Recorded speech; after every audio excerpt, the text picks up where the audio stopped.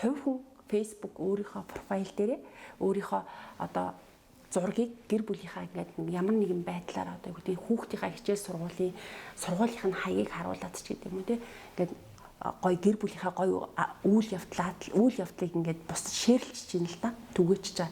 Тэр нь нөгөө талаас ингээд харахад үнэхээр ингээд гой боловч нөгөө хүний хувьд ингээд сэтгэл санаа ингээд гой зүйлээ хаваалцж байгаа л ч нөгөө талаас нь хүүхдийн эрх зөрчигдсөн чинь гэр бүлийн ингээд эрх зөрчигдсөн чинь тэр нь тэр уул мөрөнд тодорхой хугацааны дараа хин нэгэн хүний одоо гэмт хэрэг цахим гэмт хэргийн золиос болох магадлал бас өндөртэй байдаг.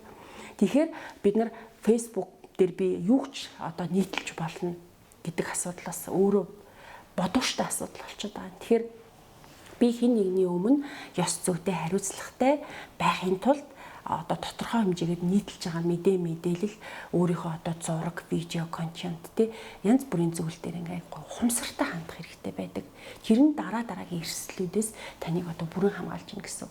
Интернет орчин буюу цахим орчин хөгжихийн хэрээр хүмүүст маш олон боломжуудыг олгож байгаа боловч үүнийгээ дагаад маш олон сөрөг эрсдэлтэй одоо нөхцөл байдлуудыг нөгөө хүнд буцаагаад өгч идэг.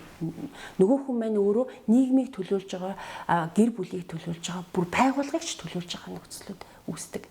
Тэгэхээр энэ дээр нөгөө миний түрүүний яриад байсан мэдээллийн боловсрал. Ямар мэдээлэл олон нийтэд нээлттэй байх ёстой вэ?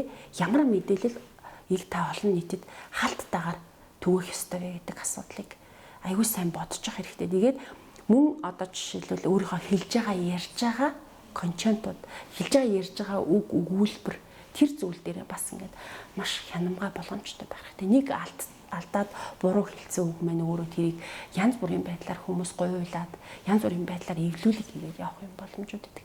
Тэгэхээр би хүмүүс юу гэж анхааруулахыг хүсдэг вэ гэхээр та цахим дээр зөвхөн өөрийгөө төлөөлж байгаа юм биш.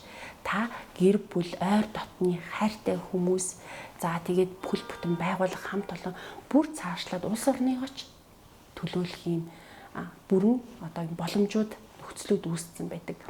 Тэгэхээр та бүхэн цахим дээр ёс зүйтэй, давтагдлахад ёс зүйтэй, хариуцлагатай өөрийн гэсэн зарчимтайгаар одоо ашиглаж сураасай гэж би зөвлөмөр байна.